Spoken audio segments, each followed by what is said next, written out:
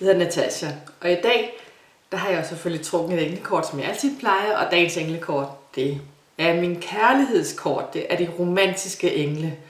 Og kærligheden, der behøver vi alle sammen, fordi uden kærlighed, så er vi ingenting. Så det er meget, meget vigtigt. Jeg har selvfølgelig trukket dagens englekort, og dagens englekort, det hedder Passion. Passion er også lige så vel meget, meget vigtigt. Så det er jo faktisk en rettesnor til, hvilke vej vi egentlig skal tage. Fordi at den viser os egentlig på vej. Fordi hvis det er, at dit hjerte, det synger af glæde, jamen så er det, at du skal gå den vej. Det vil jeg i hvert fald mene. Og mange gange så er det nemlig en kamp imellem vores fornuft og vores hjerte. Og det er her, hvor hjertet det vender nemlig. Fordi du skal altid vælge hjertets vej, og uanset om det virker meget, meget ufornuftigt og ikke logisk, jamen så gør, som du får det vist, og så kører simpelthen den vej, som er lidenskabens vej.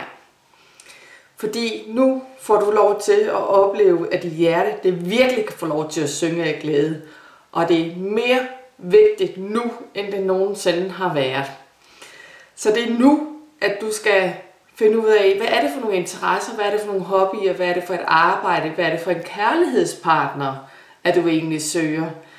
Og du skal ikke bare lade dig nøjes. Nu er det altså, at du skal gå all in.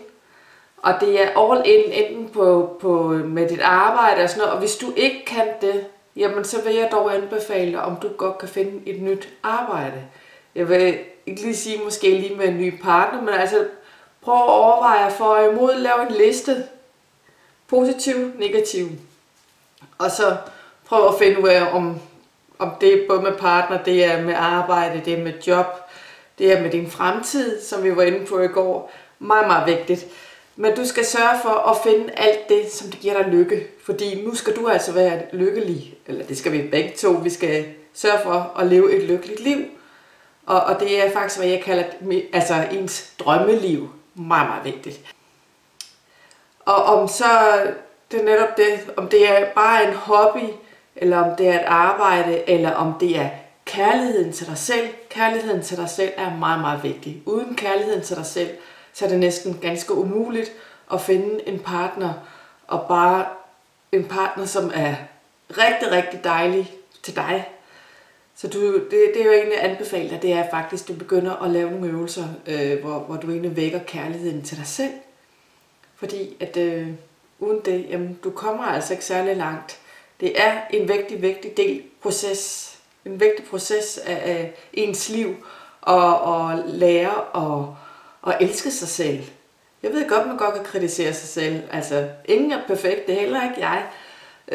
Men de gaver, vi har, det er altså, og det er gaver, at vi har. Det er nogle gaver, vi skal bruge. Men altså for, at du selv bliver glad, fordi at du så giver noget til nogle andre. Og det er jo netop den her lidenskab, og det er hvis noget man kan mærke, det er, når der er nogen, der brænder for eksempel for deres job, for nogen, der brænder for deres hobby, eller nogen, der brænder for kærligheden i det hele taget. Altså, så er det først, at man kan mærke lidenskaben. Og lidenskaben er usandsynligt vigtig. Jeg vil i hvert fald spørge dig, og du skal spørge dig selv, hvad brænder du for? Det er dagens spørgsmål. Prøv at tænke over det. Hvad brænder du for? Og hvad gør dig rigtig, rigtig lykkelig? Hvad får dit hjerte til at boble af glæde? Det er sådan set dagens spørgsmål og dagens englekort. Og så vil jeg ønske dig rigtig meget held og lykke fremover. Og med kærligheden. Kan du høre det rigtig godt. Hej hej!